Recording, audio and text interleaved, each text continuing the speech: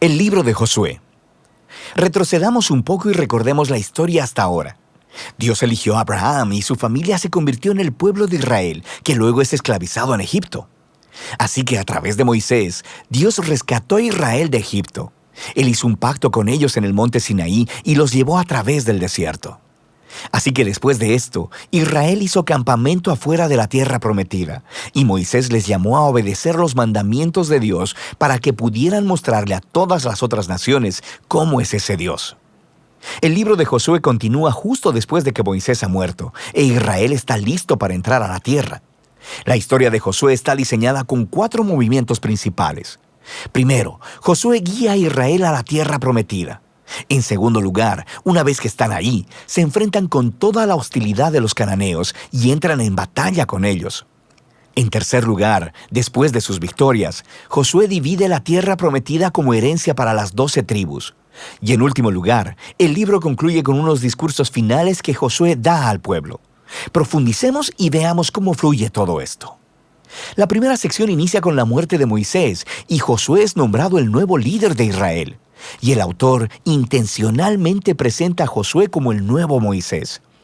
Así que al igual que Moisés, Josué llama al pueblo a obedecer la Torá. Esto es los mandamientos del pacto que les fueron entregados en el monte Sinaí. Y luego, Josué envía espías a la tierra, justo como Moisés lo hizo en Números capítulos 13 y 14, excepto que esta vez las cosas van mejor. De hecho, algunos cananeos incluso cambian de religión y deciden seguir al Dios de Israel. Luego, Josué lidera a todo Israel a través del río Jordán hacia la tierra prometida. Justo como el mar se abrió para Moisés en el Éxodo, aquí también se abre el río Jordán y los sacerdotes llevan el arca del pacto a través de él, guiando a todo Israel. Ahora, en el capítulo 5, la historia hace una transición. El pueblo mira hacia atrás y examina sus raíces como el pueblo del pacto de Dios. Así que la nueva generación es circuncidada y celebra su primera Pascua en la tierra. Luego, ellos se preparan para seguir hacia adelante. Y Josué tiene un extraño encuentro con un misterioso guerrero, quien resulta ser el ángel capitán del ejército de Dios.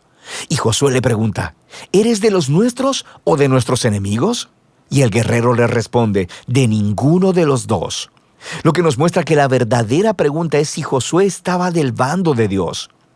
Esto deja claro que esta historia no se trata de Israel contra los cananeos. Más bien, esta es la batalla de Dios contra los cananeos, en la cual Israel va a jugar el rol de espectador o en ocasiones de participantes en el plan de Dios, lo que nos lleva a la siguiente sección. Encontramos historias acerca de todos estos conflictos que Israel tuvo con diferentes grupos cananeos, y la primera parte cuenta en detalle la historia de 2 batallas. Y esto es seguido por una serie de historias cortas que condensan en breves resúmenes años de batallas. Entonces, las primeras 2 batallas son contra Jericó y contra Ai, y estas ofrecen una imagen contrastando la fidelidad de Dios contra el fracaso de Israel. En Jericó, Israel debe tener un enfoque completamente pasivo. Así que permiten que la presencia de Dios en el arca los dirija alrededor de la ciudad durante 6 días. Y justo como Rahab se volvió al Dios de Israel, tal vez el pueblo de Jericó haría lo mismo, pero no lo hacen. Así que en el 7º día, los sacerdotes tocan las trompetas y los muros caen, produciendo la victoria de Israel. El punto de la historia es que Dios es quien librará a su pueblo. Israel solo necesita confiar y esperar. Ahora, en la siguiente historia de la batalla en Ai, se señala el punto opuesto. Hay un israelita llamado Acán, y él roba de Jericó algunos de los objetos preciosos que solo le pertenecen a Dios, y también miente sobre ello. Esto es algo bastante absurdo después de lo que Dios acaba de hacer por Israel. Así que Israel empieza su batalla con la ciudad de Ai y son completamente derrotados. E Israel obtiene la victoria solo después de arrepentirse con humildad y de lidiar severamente con el pecado de Acán. De manera que estas 2 historias son colocadas juntas para señalar un punto importante. Si Israel va a heredar la tierra, deben ser obedientes y confiar en los mandamientos de Dios. Ellos no recibirán un trato especial. La segunda parte de esta sección comienza con los Gabaonitas, un pueblo cananeo.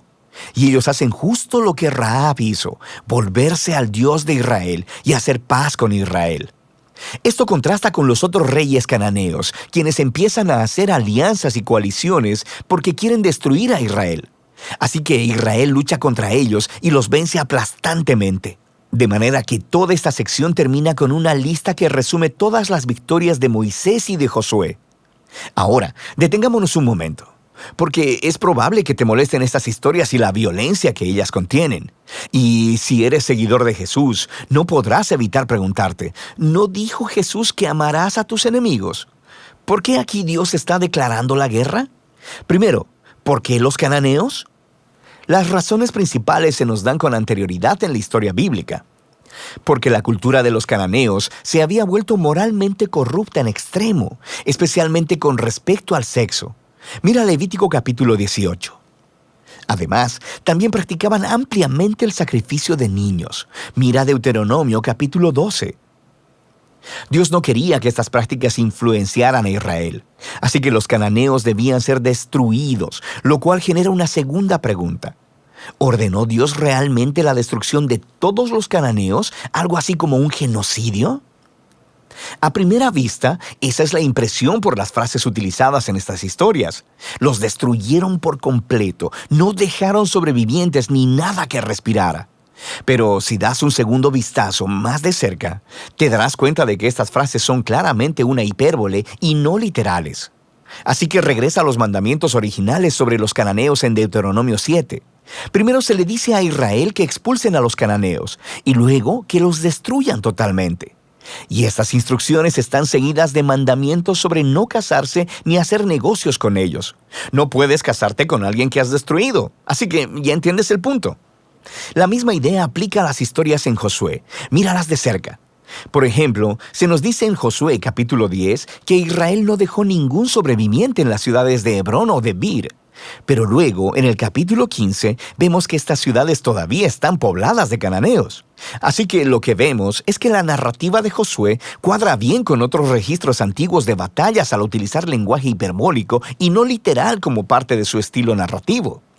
De manera que la palabra genocidio no encaja con lo que vemos aquí, especialmente a la luz de las historias de los cananeos que sí aceptaron al Dios de Israel, como Rahab o los Gabaonitas.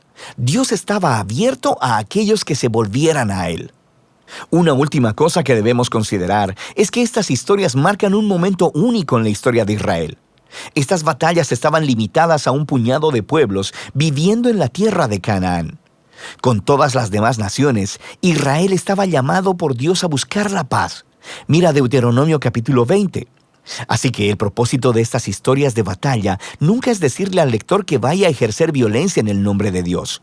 Más bien, estas historias muestran a Dios llevando su justicia sobre la maldad humana en un momento especial de la historia y de cómo Él libró a Israel de ser aniquilado por los cananeos. Ahora, regresemos al diseño del libro. Después de años de batallas, vemos a un envejecido Josué y quien empieza a dividir la tierra entre las 12 tribus de Israel. Y la mayor parte de esta sección es una lista de fronteras. Y seamos honestos, es un poco aburrida. Es como leer un mapa que no tiene imágenes. Pero para los israelitas, estas listas eran muy importantes. Este era el cumplimiento de las antiguas promesas de Dios a Abraham, de que sus descendientes heredarían la tierra prometida. Así que ahora todo estaba sucediendo hasta el mínimo detalle, lo que nos lleva a la sección final. Josué da 2 discursos al pueblo. Son muy similares a los discursos finales de Moisés en Deuteronomio. Josué les recuerda sobre la generosidad de Dios, cómo Él los trajo a la tierra prometida y los rescató de los cananeos. Así que les llama a alejarse de los dioses cananeos y a ser fieles al pacto que hicieron. Si así lo hacen, esto los llevará a la vida y la bendición en la tierra. Pero si son infieles, Israel mismo hará que caiga sobre sí el mismo juicio divino que experimentaron los cananeos. Serán expulsados de la tierra hacia el exilio. Así que Josué deja a Israel con una decisión pendiente. ¿Qué hará Israel? Esta es la gran pregunta que surge mientras la historia termina. Y este es el libro de Josué.